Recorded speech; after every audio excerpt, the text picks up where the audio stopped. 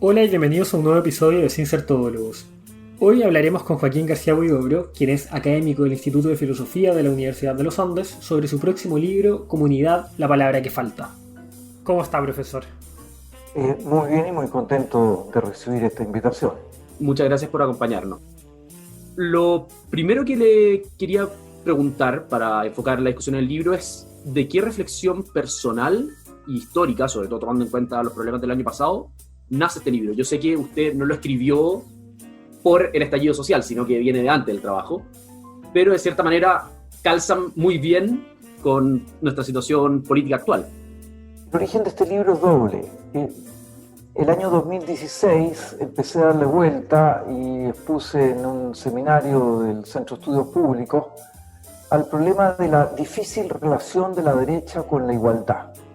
Y cómo siempre me ha llamado la atención que para la derecha en Chile la igualdad no es un problema, o mejor dicho, la desigualdad no es un problema y la igualdad cuando se la tocan le resulta muy incómoda. En circunstancias de que si uno lee a Aristóteles, por ejemplo, en la política el tema de la igualdad, el evitar grandes diferencias, la necesidad de lo que hoy día llamamos una clase media, aparece a cada rato. Y sin embargo vemos que para la derecha eso es un problema. Y de ahí nació un texto que creo que es el capítulo segundo o tercero del libro.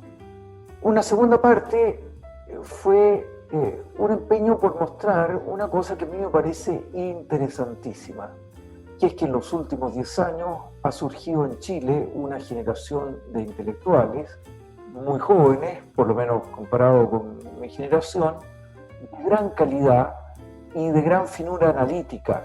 Y esa generación merecía una atención, y por eso les dedico un capítulo a ello, mostrando que una de las gracias que tienen es que son capaces de realizar un discurso o han desarrollado un discurso que es específicamente político. Por décadas, la derecha siempre tuvo, por supuesto, un discurso económico, pensemos en la Escuela de Chicago y sus discípulos en Chile, o un discurso moral, dando argumentos para distintas discusiones de tipo moral. Para ellos la economía, por supuesto que es importante, también es importante la política, perdón, la moral, pero cuando ellos razonan, por ejemplo, en defensa de la vida, son capaces de desarrollar argumentos específicamente políticos que tienen que ver con la buena convivencia. Y eso me parece muy, muy original y creo que vale la pena destacarse. Ese es el comienzo del libro, pero el motivo final por el cual escribí el libro fue, me acuerdo una vez exponiendo a un grupo universitario, un grupo más o menos numeroso, en que por las preguntas y por los temas que conversamos me di cuenta y dije, esta gente tiene el individualismo en la leche materna recibido, en el ADN, y valdría la pena escribir algo mostrando Las circunstancias. por qué la época actual, entendía por tal los últimos 200 años, Claro, de la Revolución Francesa en adelante. Claro, individualista, pero nuestros tiempos hoy día son más individualistas que todos los anteriores. Y si uno escribía eso, también había que elaborar una propuesta positiva, que son los caminos para tratar de salir del individualismo y recuperar la noción de comunidad. Y ahí el libro estaba armado. Tenía un capítulo sobre el individualismo, otro sobre la difícil relación de la derecha con la igualdad, otro sobre los nuevos intelectuales y un capítulo final conclusivo. Y a eso le agregué algunas cosas entre medio. Y algunas referencias a la crisis de octubre, pero este no es un libro sobre la crisis de octubre. Sobre la crisis de octubre es otro libro que espero terminar mañana, por lo menos me comprometí a mandar la versión final a la editorial el lunes a las 8:30 de la mañana. Ese individualismo que se ve, que estoy de acuerdo con el diagnóstico, ¿de dónde lo podemos rastrear? Porque si uno mira la historia del mundo propiamente moderno, dígase de Maquiavelo en adelante, hay un constante proceso de separación respecto al mundo premoderno, dígase medieval y antiguo, entre la comunidad política, de cierta manera, y la comunidad humana, la sociedad civil que se le dice hoy en día. Y hace un proceso de sentido. Yo justo ahora estoy investigando por cosas de la universidad sobre este tema y me tocó meterme un poco en el tema de la diferencia entre la comunidad política premoderna y la moderna, y me llamó mucho la atención ese elemento, cómo la comunidad política, de cierta manera, era separada de la sociedad civil y se creaba esta figura que era el Estado por un lado y la comunidad en el fondo las personas por otro, y ahí el mercado, ahí las asociaciones civiles, ahí la familia, etc.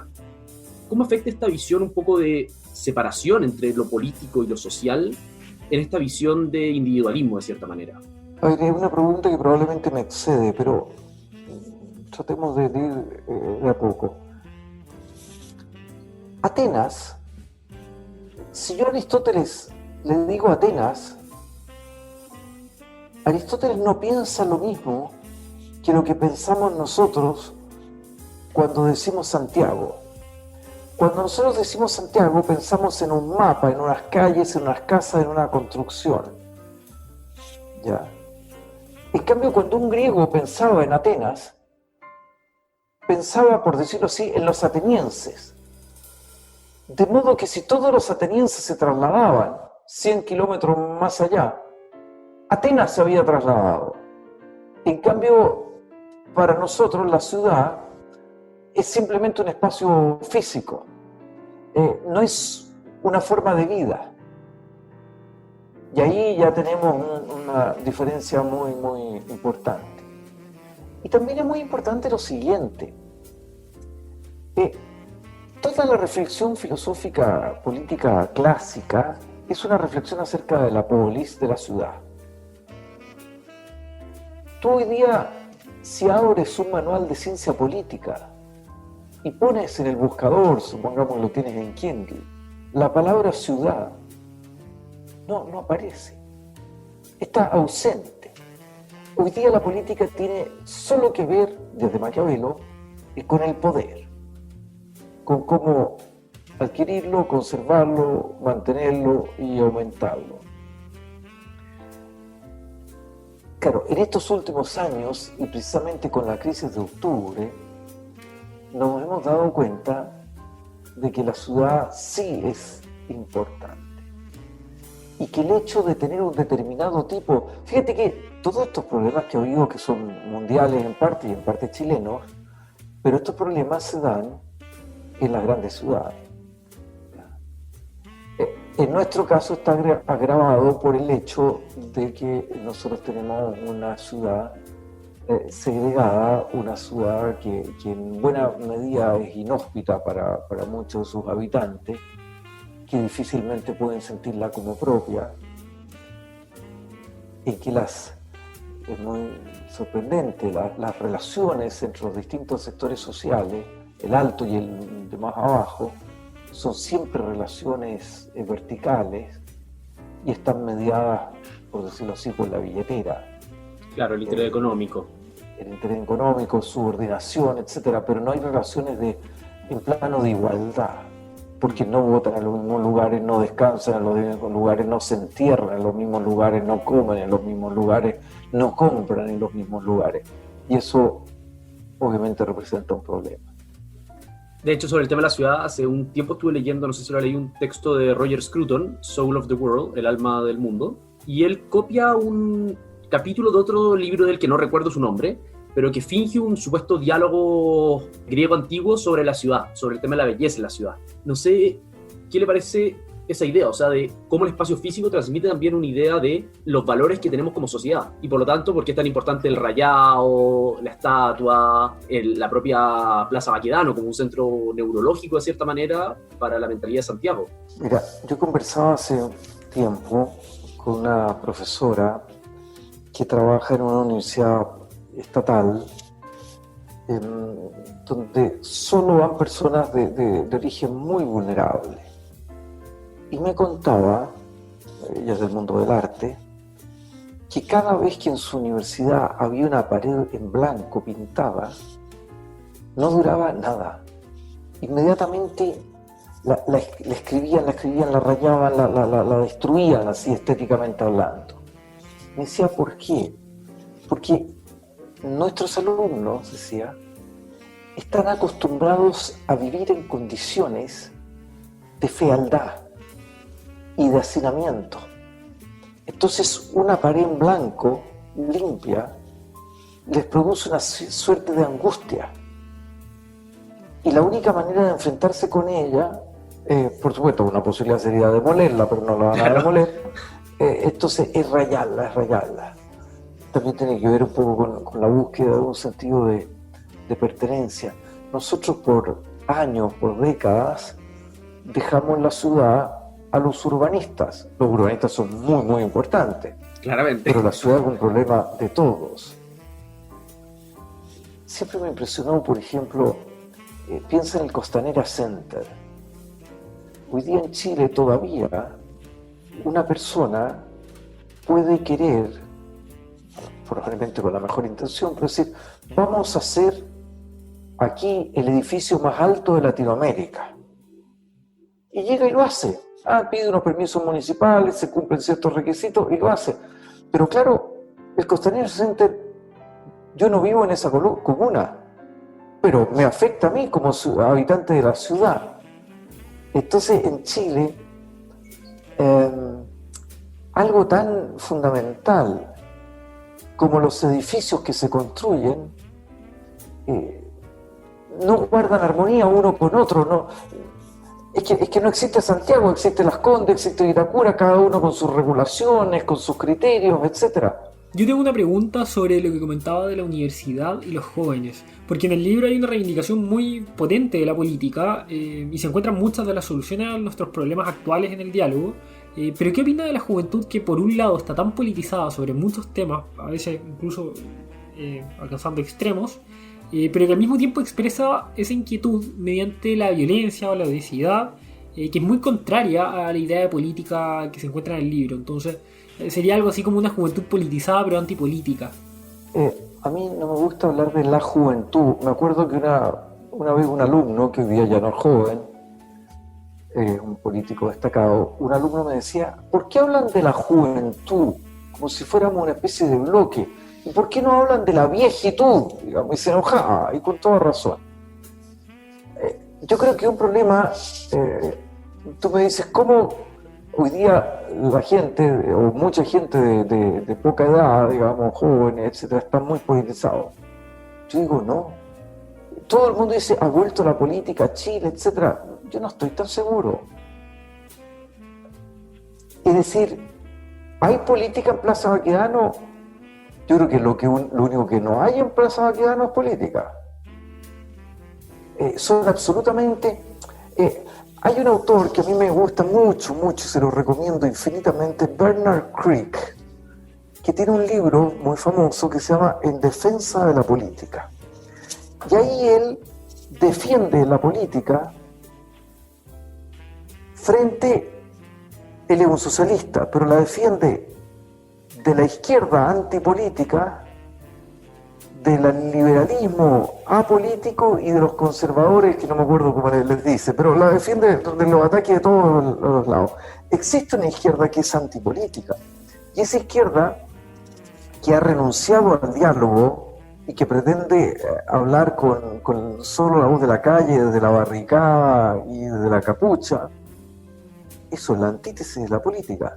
Y fíjate que cómo es sintomático en el Frente Amplio, que es el menos político de nuestro partido o agrupaciones, cómo hablan despectivamente de la cocina para hablar de la negociación, del diálogo. Es decir, han logrado estigmatizar el alma de la política, eso que ellos llaman cocina, que es decir, mira, te propongo esto, no estoy de acuerdo, a ver, pero lleguemos a un acuerdo, aprueba toda esta ley, saquemos adelante esta reforma del Sename, y yo te concedo esto otro, que no es lo que más me gusta, pero ya, perfecto, ya, vamos a subir un poquito este impuesto, vamos a cambiar esta ley aquí y allá. Eso es la política, es articular la divergencia. Esto no tiene nada que ver con ir a ocupar espacios públicos y vociferar y proclamar cada uno una identidad totalmente distinta. Hay un autor que también me gusta mucho, otro autor de izquierda, Mark Lilla, que tiene un libro que se llama El regreso liberal.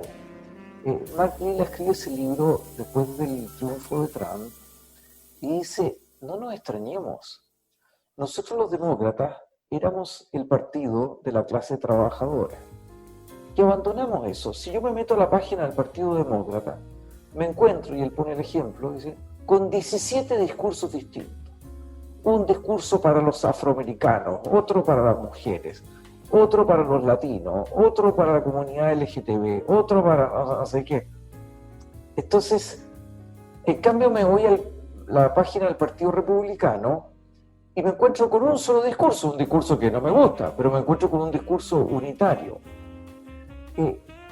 Se ha pretendido reemplazar la política de los partidos por la política de los movimientos, si es que de política podemos hablar, pero son totalmente distintos, porque la política de los partidos siempre es centrípeta, exige hablar de bien común o plantear cosas que, por lo menos aunque sea de la boca para afuera, que nos interesan a todos, y convocarlos a todos y convencerlos a todos para que apoyen mi propuesta. En cambio, en la política de los movimientos es centrífuga.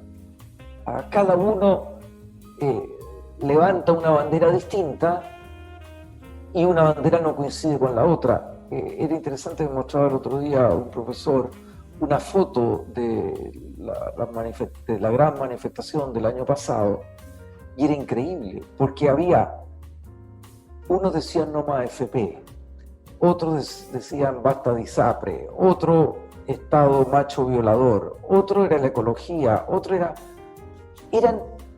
en una foto había 10, 12 discursos distintos. Si alguien me dice que eso es política, yo digo no, eso es la antítesis de la política. ¿Qué opinión tiene de esto de que como la política o los políticos están desprestigiados, entonces la solución es no más político o el independiente? Ese es el término bonito que gusta usarse hoy en día. Pero esta idea de que la solución no pasa por la política precisamente al conflicto chileno actualmente. Es decir, es una idea peligrosísima. Mira, ayer estaba leyendo, Idea País sacó un libro absolutamente maravilloso, que es una selección de columnas de Gonzalo Vial. Pero es que ese libro hay que leerlo de todas maneras, es una cosa prodigiosa. Es que es de no creer cómo ese hombre... Y entre las cosas que toca ahí Gonzalo Vial es precisamente toda esta... Ya el año 99 lo va diciendo, esta idea de los independientes, de que la política es mala, que la solución va fuera de la política, y cómo eso es una tentación permanente para la derecha. Pensemos en Ibáñez, pensemos en Cruzcoque, pensemos en Pinochet, todos antipolíticos. Ya. Y esa es una apuesta, o sea, el creer que existe una cosa maligna que se llama política y que hay otra gente que puede conducir la sociedad, pero no está manchado por eso, o sea, por ese pecado original, como si conducir la sociedad no fuera una actividad política por excelencia, te permite tragarte todos los anzuelos del mundo. Es de una ingenuidad, y además una ingenuidad muy peligrosa. Y en ese mismo sentido, y como un rescate a la política, hace un tiempo, no recuerdo quién lo comentó, me parece que fue en un lanzamiento de IES, que usted hizo una pregunta por el chat, ¿sabe? Del lanzamiento de El Imperio del Mal Menor, Sí. Con Sebastián Soto, y Sebastián Soto hizo en su minuto una pequeña reivindicación al tema de la virtud como principio político. ¿Cómo cree usted que eso se conjuga en un mundo donde la idea de virtud es por lo menos cuestionable debido al relativismo moral que existe? Y precisamente la idea de la virtud política. Sí. Claro, pues ahí está la vieja idea de Kant. Yo puedo gobernar una república de demonios con tal de que sean razonables, que sean inteligentes. Habría que ver el alcance, el contexto, lo que quiso decir o no, pero por lo menos como se ha entendido es que es posible un orden social sobre la base de castigos, incentivos, etcétera, de balance de poderes, de estructuras y cosas semejantes. Eso es imposible. O O sea, tanto la economía libre como la democracia representativa suponen un alto grado de virtud en los ciudadanos. Hay un autor, Böckenförde, un alemán, un socialdemócrata, que enunció lo que después se llamó la paradoja de Böckenförde.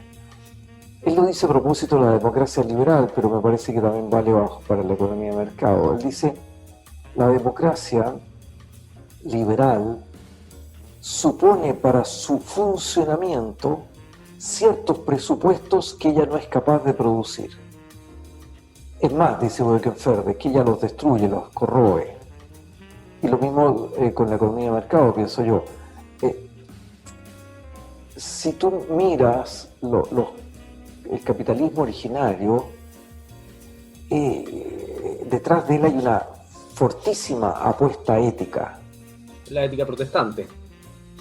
No necesariamente protestante, yo creo que ahí hay un mito de Weber, etc. Pero hay un fundamento ético, es decir, por ejemplo, la importancia del ahorro. Uno de los problemas serios que tenemos nosotros, hoy día estamos en una época por tiempo ya de que tasas de interés muy bajas o incluso hasta negativas.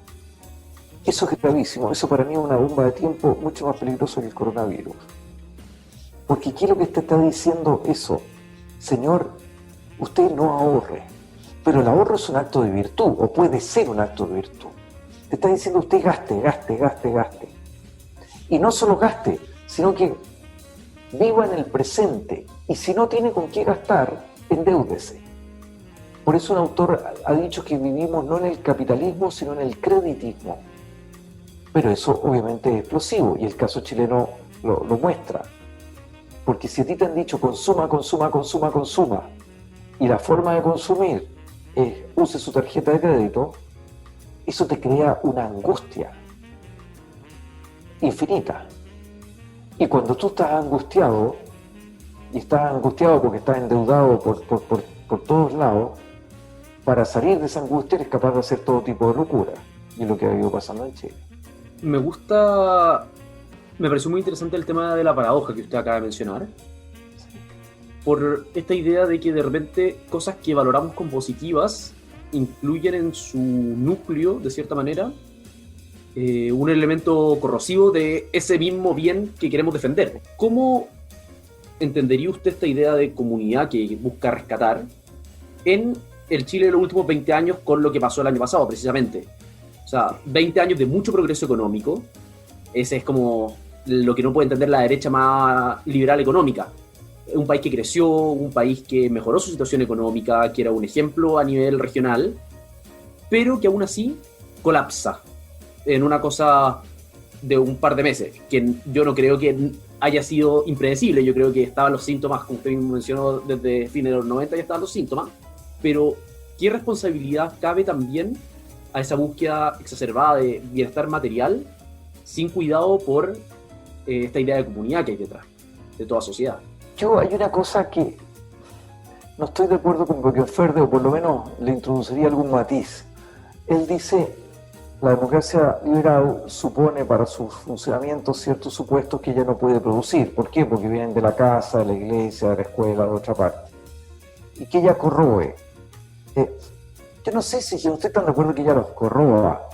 Lo que sí que hay que preocuparse es que si alguien no se preocupa especialmente de esos factores, la democracia va a entrar en problemas. ¿Ya? ¿Quién es ese alguien? Podemos discutirlo. Y lo mismo pasa con la economía de mercado. La economía de mercado supone una capacidad de autocontrol. El mismo fenómeno del ahorro supone que yo soy capaz de posponer mis satisfacciones para el futuro. Mi tesis es que el modelo chileno fracasó, parafraseando a Dinin, precisamente porque tuvo éxito, porque desarrolló tanto la economía y desarrolló tanto la democracia representativa, que son dos pilares que estos crecieron mucho, pero estos pilares tenían que ser contrapesados por un tercer pilar, que era la comunidad, lo que se llama sociedad civil, etc. Y como nadie se preocupó de eso, y no solo nadie se preocupó, uno leyendo a Gonzalo Vial queda clarísimo, sino que hubo a veces desde el propio Estado políticas para deteriorarlo. Pensemos, por ejemplo, ya en el gobierno de Frei, las políticas de destrucción de la familia, de independizar a los hijos respecto de los padres, con una supuesta autonomía, etcétera, de prescindir de ellos en materia, de los padres en materias tan significativas como la enseñanza de la sexualidad. Si hay algo que los padres le pueden enseñar a sus hijos es cómo lo trajeron al mundo, etcétera. Entonces, romper y decir esto queda a cargo de la escuela queda a cargo del Estado, y esto lo determina un funcionario del Ministerio de Educación. Entonces se fue produciendo todo un proceso de negligencia en parte y en parte de demolición, en que llega un momento en que sale toda una generación que carece de brújula, de orientación, y carece de afecto. Algunos lo llaman el sistema, el modelo, etcétera, pero no es solo ella de afecto respecto de la patria. Cuando tú destruyes monumentos, digamos, cuando destruyes el museo de Violeta Parra, eso significa que ya no has perdido totalmente la idea de lo común. ¿Y por qué has perdido la idea de lo común? Porque las fuentes de las cuales nace la idea de lo común, que es la familia, que es la iglesia, etcétera, no te has preocupado de fomentarla, te han parecido irrelevantes, y eso, claro, es un error. No sé si me escuchan, porque yo estoy muy mal. Tu conexión, tú no estás mal, la conexión tuya está mal, precisemos. Al menos hay un consuelo ahí. Tengo una duda sobre qué opina sobre la reducción de la sociedad o la comunidad o lo que también se ha llamado sociedad civil a simplemente los mecanismos económicos del mercado para producir bienes y servicios. Y de cierta manera como el mercado también ha absorbido dentro de su lógica, obviamente yo estoy a favor del mercado, solo un comentario social al margen, otros tipos de comunidades, como puede ser el club o algún centro deportivo o las juntas de vecinos. La parroquia. Dentro de la parroquia, por ejemplo, dentro de formas de integración social que se ordenan dentro de una estructura económica. Por ejemplo, ahora la gente no sale al parque, sale a comer algo, sale a consumir de alguna manera y se reúne dentro de esa forma, como se absorbió todo de cierta manera la comunidad no mercantil. Sí. No sé si se entendió. Sí, yo creo que sí entendí. Y la pregunta era, la observación era buena, es buena. A ver, yo me acuerdo un destacado profesor de Derecho que comentaba feliz cuando empezaron a aparecer los malls, decía, claro, antes la gente se reunía en la plaza, ahora se reúne en el mall. Esto es exactamente lo mismo, más sofisticado. Y claramente no es exactamente lo mismo. ¿Ya? El mall no es la plaza y el mall no es el almacén. Entre otras razones, yo estoy viendo aquí mientras hablo, estoy viendo una plaza, yo puedo ir a la plaza, puedo sentarme en la plaza y no necesito pagar nada.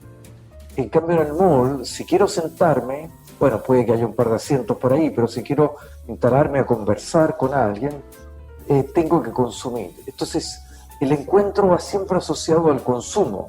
No es que el consumo sea malo y no puede haber, digamos, y por supuesto que si alguien quiere comerse una pizza, estupendo, pero la función del mall es distinta. Y además, una de las cosas que sucedió con los malls es que en otros países, estoy pensando en Alemania, existen centros comerciales grandes, pero están siempre fuera de la ciudad.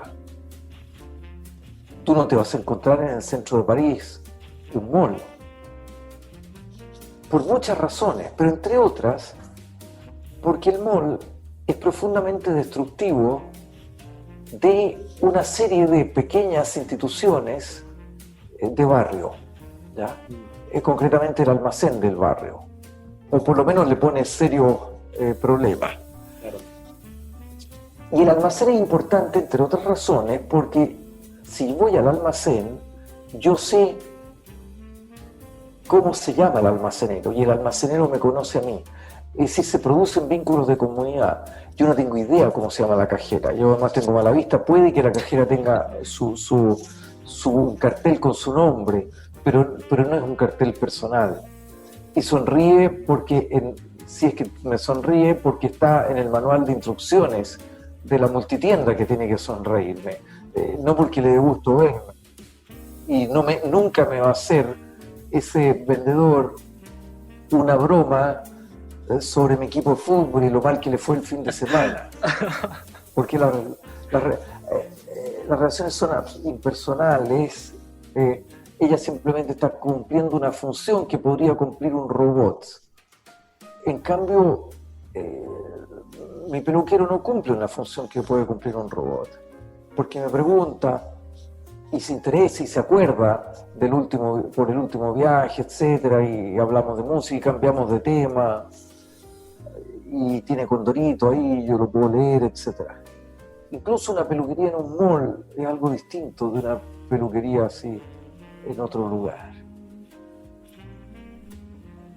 Y además por otra razón, sí, que es un tema que para mí es muy sensible, que es el problema, que en esto somos pocos los que pensamos esto y nadie nos escucha, pero no importa, lo seguiremos repitiendo, de los horarios de atención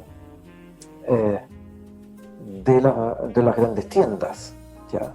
O sea, esas grandes tiendas, esa cajera que me atiende a mí, ese dependiente que me atiende a mí en domingo o un 12 de octubre, claro, es una persona que no está con sus hijos, con su hijo, etcétera, que está siendo criado por una pantalla y que estamos pagando hoy día la cuenta de eso, y dice, bueno, pero es que económicamente lo que pasa es que Spemann ha escrito cosas muy interesantes sobre esto. No todo es disponible y no todo tiene precio, ¿ya?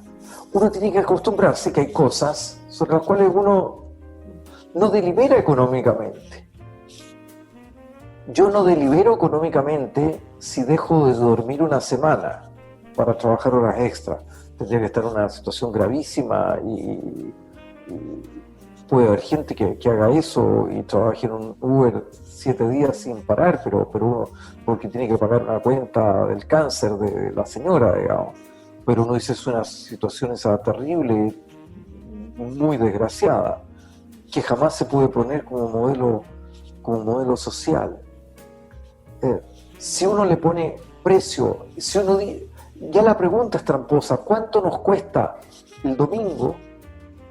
¿Cuánto nos cuesta el 12 de octubre? Si cerramos los malls, ya es una pregunta tramposa porque usted le está poniendo precio a cosas que no tienen precio. Spemann ponía como ejemplo una novela de Ernst Dürrenmatt, no es la obra de teatro, no me acuerdo, la leí hace muchos años. El regreso de la vieja dama, que una mujer millonaria que vuelve al pueblo de su niñez y adolescencia, y apenas llega, pone una recompensa para el que mate a alguien. Una recompensa, digamos, $1.000.000, una cosa así impresionante o grande. Y al principio la gente se horroriza, pero poco a poco la gente piensa así, bueno, pero con este $1.000.000 podríamos construir la posta que necesitamos, o la biblioteca, o arreglar definitivamente la escuela. Y cuando la gente entra en esa lógica, ya entra en una lógica perversa y el final es previsible. Que eso es... Nuestro último episodio comentamos, hace como 2 semanas fue en realidad, comentamos un poco a la pasada el tema de la filosofía de la historia y esta idea del fin de la historia de Fukuyama. Y este mundo post-histórico que es un mundo de la administración. Lo dice hacia el final del ensayo, Fukuyama lo comenta. Que tiene una frase, el mundo post-histórico será muy aburrido, no habrá arte, no habrá cultura, como de cierta manera una visión casi como del museo del humano, como todo quedará cristalizado. ¿En qué medida esa idea que estuvo presente en la década de los 90 y 2000 es también responsable de esta monetización de la sociedad, como todo lo que importa es la eficiencia, porque ahora hemos llegado al fin de la historia y por lo tanto lo que queda es dar la mayor cantidad de bienestar material a la mayor cantidad de personas posible, que es una meta en principio muy, muy noble, pero que de cierta manera pierde este elemento de lo que podríamos llamar lo humano. A mí me encanta esa frase de Terencio, nada humano me es ajeno, de la humanidad como en su esencia. A ver, pienso que Fukuyama, primero, no es una materia que me haya metido, pero me da la impresión que Fukuyama, y lo leí hace muchísimos años, décadas, lo que estaba haciendo más bien era describir una situación que plantear un ideal, ni de lejos. Sí, de todas maneras. Entonces, claro, él pensaba, por decirlo así, la política supone polaridad, supone tensiones. Cayó el muro, se acabó uno de los polos de tensión, y por tanto, ¿qué es lo que queda? Queda un solo sistema y solo queda administrarlo. Claro, ¿quién nos mostró, por ejemplo, el 11 de septiembre de las Torres Gemelas? Que por supuesto que el mundo puede que no haya existido más la Unión Soviética, pero aparecieron nuevas tensiones y muy graves, y no solo entre dos grandes potencias, por lo más hoy día los últimos años han reaparecido con China y los Estados Unidos, sino también dentro de la sociedad. El caso norteamericano es dramático, a la división de esa sociedad. Uno podría hablar en Estados Unidos, me parece a mí, por decirlo así, de una nueva guerra de la secesión. Hay dos mundos totalmente distintos. Yo conversaba hace un par de años con unos amigos míos, profesores universitarios norteamericanos, que me decían: nosotros no conocemos a nadie, ni sabemos de nadie que haya votado por Trump. Una vez estuvimos en un restaurante y tuvimos la impresión, no la seguridad, de que un señor que estaba en una mesa vecina quizá era partidario de Trump. Y uno dice, pero ¿en qué mundo viven? O sea, quiere decir, no es que mis amigos me estuvieran mintiendo.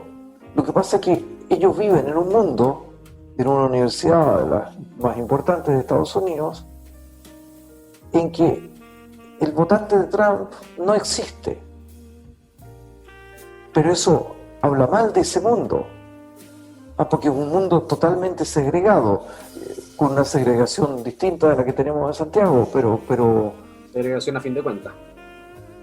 Y mucho más grave, porque tú, en Chile, no hay nadie que pueda decir no conozco a nadie que no haya votado rechazo, o no conozco a nadie que no haya votado apruebo. Sería imposible eso. Por los del rechazo, de repente es más difícil, profesor, ahora que somos tan poquitos. No. Al revés, uno estaba rodeado de amigos que votaban por apruebo. No. En cambio ellos lo de ellos lo decían de verdad. Eso es. Entonces, volviendo a Fukuyama, han vuelto tensiones muy graves, y la dificultad precisamente es que esas tensiones no se resuelvan de modo político, y que es lo que están tratando de hacer algunos en Chile, que se resuelvan por la voz de la calle, por asambleas, por mecanismos directos, etcétera, saltándonos esta supuestamente corrupta clase política y reemplazándola por un grupo angelical e inmaculado que ya se ha visto en Valparaíso es cuánto dura. A todo esto hay un grupo que es muy simpático, de varios académicos y gente del mundo no tan político, que armaron una especie de partido político que no es un partido político, conformado de candidatos a la Asamblea Constituyente, que a su vez tampoco son políticos, que se llaman los independientes no neutrales. No sé si has tenido oportunidad de oír de ellos. Incluso tienen declaración de principios, que no son políticos, obviamente. Pero es muy chistoso porque tienen la orgánica de un partido político, ambiciones políticas, definiciones políticas, pero no son un partido político formal, porque la política está mal, obviamente. Sí, no, es un desastre. Había una carta al Mercurio que lo comentaba hace un par de días, me parece, que justo señalando esa contradicción de que en el fondo eran un partido político para todos los fines prácticos, pero sin querer tomar la etiqueta por el mero hecho y los costos asociados. Costos de esa etiqueta, sí. ¿Qué rol juega en una derecha que siempre ha estado muy centrada en la libertad, entonces el rol de la igualdad como constructor de comunidad? ¿Y cómo se puede retomar ese discurso de entendernos como iguales para poder construir juntos? Ya, primero hay que recuperar instancias donde nosotros nos tratemos en un terreno de igualdad. La desigualdad en sí misma no es mala. Son malas aquellas desigualdades que significan no reconocerme a mí como un otro. ¿Ya? Aristóteles en la política, en su discusión con Platón, Platón pensaba que el gobierno político y la administración eran esencialmente lo mismo y la diferencia era solo cuantitativa. Si tú gobernabas 10.000 eras político, si gobernabas a 10 eras el administrador de tu casa. ¿Por qué llegó Platón a eso? Es largo de explicar. Y Aristóteles, claro, reacciona frente a eso. Y dice, no, es que el gobierno político es específicamente distinto de la administración. Porque la administración, referida a una casa, el amo, el padre de familia, gobierna a esclavos que no son ni libres ni iguales. Y a los hijos, que son libres pero no son iguales. En cambio, en Atenas tenemos que gobernar a gente que son libres e iguales.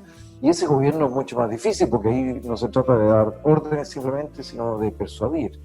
Y lo mismo respecto de una empresa. Una empresa, si al gerente no le gusta a alguien, va y lo despide y punto. Pero Piñera no puede despedir a Giorgio Jackson. Entonces, tiene que aprender a jugar con él. Tiene que aguantarlo. Claro, son lógicas completamente distintas. Y por eso la insuficiencia de las categorías propias de la administración para hacer análisis político. Tiene una serie de puntos ciegos que no resultan. Y por eso fracasó el gobierno de los gerentes de Alessandri, y por eso fracasó Piñera 1, y por eso fracasó Piñera 2, a pesar de que Piñera 1 en otros puntos fue tan exitoso. Muchas gracias por escucharnos, ese habría sido el capítulo de hoy y lo invitamos a seguirnos a través de nuestras redes sociales, donde estaremos subiendo capítulos en que hablaremos de cultura, de arte, de literatura y de todologías. Puedes seguirnos en Instagram y también en Twitter a través del @todólogoscl. Así que muchas gracias y nos estamos viendo.